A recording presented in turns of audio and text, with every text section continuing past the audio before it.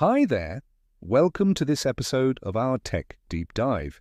Today, we're talking about a vulnerability that often flies under the radar, cross-site request forgery, or CSRF. If you're developing fintech or banking applications, this one's a must-know. Let's start by understanding what CSRF really is. Imagine a user logs into their online banking app.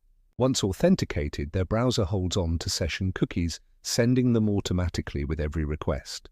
Now, if that same user visits a malicious website that quietly triggers a transfer request in the background, well, without proper safeguards, the bank could treat that as a legitimate action.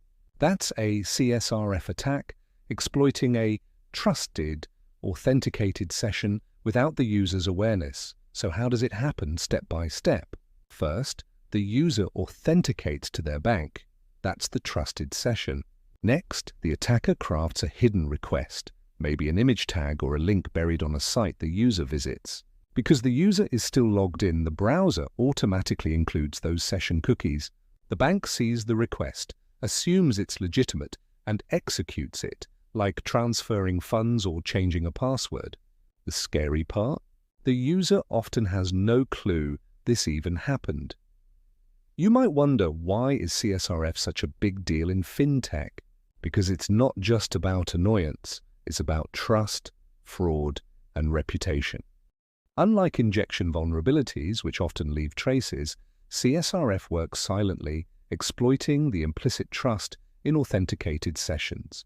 And regulatory bodies, like the European Banking Authority under PSD2, demand robust protections against this type of attack. So, for fintech developers, CSRF is non-negotiable. Now let's talk about prevention. Here's a layered approach to keep your apps safe. First up, anti-CSRF tokens. These are unique, unpredictable tokens generated per user session. They get included with form submissions, and the server validates them. If the token doesn't match what the server expects, it rejects the request.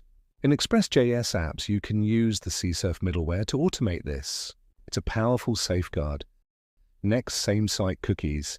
Modern browsers let you specify that a cookie should only be sent with same-site requests. Setting same-site strict or lax helps stop these cross-site hijacks in their tracks. For extra security, many fintech systems require re-authentication for sensitive actions. Want to transfer funds? Enter your PIN, SMS OTP, or use biometrics. Even if a CSRF attempt sneaks through, it can't finalize actions without that second factor. Another technique is the double submit cookie pattern.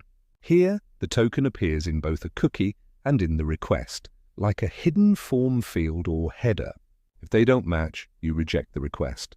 It's an added layer of assurance. Finally, don't forget the UX. Confirmation dialogues, clear transaction summaries. These patterns force the user to review and approve actions explicitly, cutting down the chance of blind or automated execution. So to wrap up, CSRF preys on the trust between user and session. For fintech apps, one forged request can mean lost funds or regulatory headaches. But with layered defenses, anti-CSRF tokens, same-site cookies, reauth, double submit patterns, and security-aware UX, you can build resilient systems that keep users safe and regulators happy. CSRF is old, but in our high-stakes world of digital banking, it's as relevant as ever. Thanks for tuning in. Don't forget to subscribe for more tech breakdowns, and until next time, stay secure.